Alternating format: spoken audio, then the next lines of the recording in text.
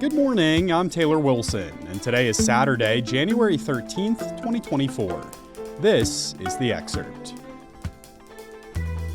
Today, the latest from the Middle East, where the U.S. has sent more strikes against Houthis in Yemen. Plus, we take a look at Obama's role in the 2024 election, and how a Florida resort gives sick children a chance to just be kids. A U.S. Navy destroyer fired missiles at a Houthi radar site in Yemen earlier today. It was the second attack against militants this week after American and British airstrikes late Thursday. Defense officials said today's strike was against a radar installation used to locate and attack commercial ships in the Red Sea. Thursday's attack was widespread, involving more than 60 military targets in at least 28 locations in retaliation for Houthi strikes on commercial vessels. Houthis said Thursday's U.S. and U.K. strikes killed at least 5 people. The two strikes represent a major escalation of U.S. involvement in Middle East fighting since the Israel-Hamas war began on October 7th. The Houthis are a militia group based in Yemen and backed by Iran. They began attacking commercial ships in the Red Sea, a major shipping channel, shortly after Hamas attacks in Israel. Houthi leaders have said the attacks were in support of Hamas. They said ships bound for Israel were being targeted, though few of the ships they attacked had direct links to Israel. Militants have used drones and missiles to attack 27 ships since mid-October, according to U.S. Central Command. You can read more and check out a visual guide of this week's airstrikes with a link in today's show notes. President Joe Biden kicked off the year with some less than stellar polling numbers and concerns that his hold is slipping on parts of his Democratic base. Meanwhile, it appears former President Barack Obama is getting more involved with the 2024 race. I caught up with USA Today national political correspondent Phillip about Obama's role in the election and more. Phillip, it's always a treat to have you on. Thanks for making the time. No problem, man. Thank you. So, Phillip, let's start here. What are some of President Joe Biden's weaknesses right now among key parts of his Democratic base? President Biden, who has taken some of the scars of governing and has had unpopular numbers for some time now, but as 2024 comes into focus, his lagging numbers among key demographics of the Democratic Party, Hispanic voters, African-American voters, voters age 35 and younger, that's going to be a coalition that will be essential for him in 2024. And what the USA Today Suffolk University polling has shown is that he's doing pretty poorly with those groups right now at the moment, 10 months out of the election. For example, 1 in 5 Black voters told USA Today in the Suffolk University poll they'll support a third-party candidate in November. You're seeing he's only claiming about 63% of Black voters at this point, which would be historically low from the 87% that Biden carried in 2020. What role might former President Barack Obama play for Biden in his 2024 campaign? What are Obama alums saying on this? President Obama is the brightest star in the Democratic constellation. I think this is becoming a story and an issue because Obama's former vice president is having a hard time with the coalition that really he helped usher into the Democratic Party and make it a solid requirement for any Democrat running. Remember, Barack Obama was only reelected and elected president with about 39-40% of the white vote. So that diverse, younger demographic of voters is essential for Democrats. So I think what you're going to see is, in talking to surrogates and people who are very close to the former president, Barack Obama, they tell me that, look, he's going to take a very active role. He's already taking an earlier active role compared to previous cycles in 2020 or 2022. You're already seeing him shoulder to shoulder with Biden in fundraising. They hauled in about $4 million off of one event alone. So you're going to see Barack Obama engage. But at the same time, Obama is still remaining the cool, calm, collected persona that he was as president. He understands that this is Biden's campaign. Biden is the president. So he's there as a sounding board largely. We talked to Eric Lesser, former Massachusetts legislator who worked in the Obama administration. He was talking about how, look, for him, Barack Obama is the bridge in the Democratic Party, the generational bridge. You have a big question about Joe Biden's age and being 81 years old.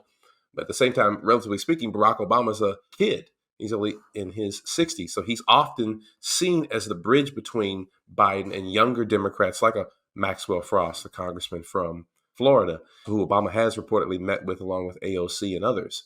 So in a lot of ways, we're going to see Obama be the mentor in chief in 2024, not just to younger Democrats and people who are running from city council and statewide races and federal races, all the way up to Joe Biden. Yeah, I mean, Philip, is there a downside to kind of going to Obama for this type of help in 2024? Are there any hesitations from the Biden camp on this? No hesitations that I've picked up on, but I do think that there is some aggravation from the Biden campaign about some of these stories and reporting. They certainly, I think, are always sort of wondering, why is the focus so much on what President Obama is or isn't doing? Some Biden surrogates and people in and around the campaign will point out that, look, Barack Obama was involved in the 2016 race and Donald Trump won that one. And I think everyone has an ego.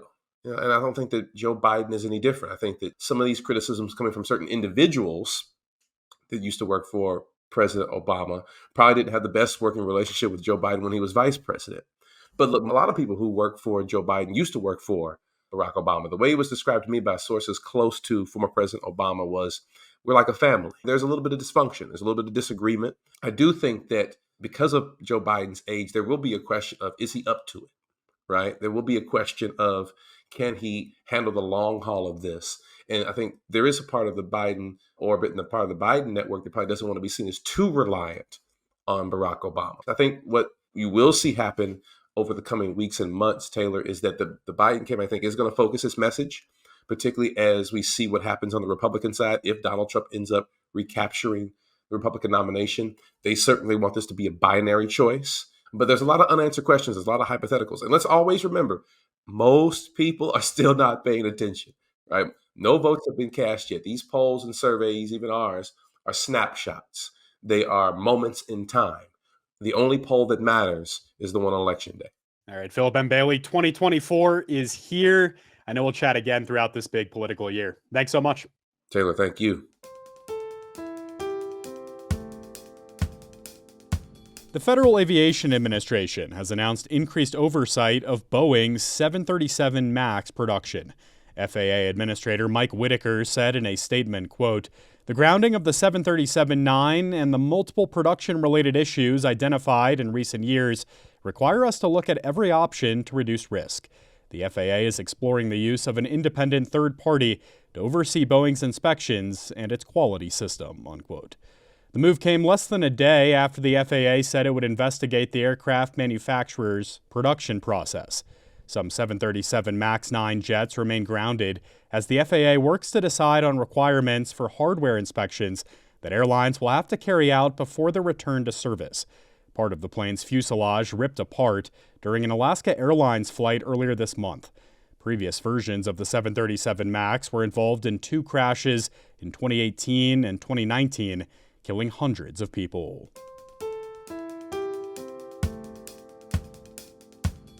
Freezing cold, heavy snow, and even blizzard conditions are hitting millions of Americans at the end of this week into the weekend. The National Weather Service warned of dangerously cold temperatures and a winter storm through the weekend, bringing heavy snow across the Midwest, from Iowa to Michigan. More than 1,000 flights were canceled at Chicago's airports, and black ice from freezing rain has caused widespread accidents in several areas, including Kansas City. Meanwhile, in the West, 2 men were rescued after being caught in an avalanche Thursday in Idaho, and a person was reported dead from an avalanche in California on Wednesday. A nonprofit Florida resort is giving critically ill children the chance to just be kids. I spoke with USA Today consumer travel reporter Chen to learn more. Thanks for hopping on the Excerpt today. It's my pleasure. So, let's just start here. What is Give Kids the World Village?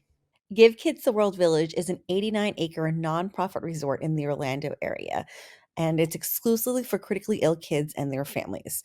Anytime a child makes a wish through a wish-granting organization, so Make-A-Wish, but hundreds throughout the world, 50% of those wishes involve Orlando area attractions. Think Disney World, Universal Studios, other places like that.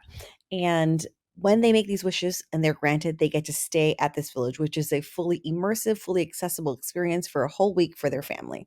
That's amazing. So, what do families say about their experiences here and what it's done for them? I spoke to several families. One mom said that going there gave her peace that she didn't know was possible anymore. Having all those doctor's visits and hospital stays back to back. She said she was always looking for what might be coming up next. And this was just a chance to kind of breathe again. Because everything's designed with these families in mind, they don't have to think about all of the hoops to jump through. Another mom said that this was the first place that her child felt like a normally developing child because she didn't have to lift up the wheelchair everywhere. Everything was accessible, from the carousel to the rides to the villas that each family gets to stay in.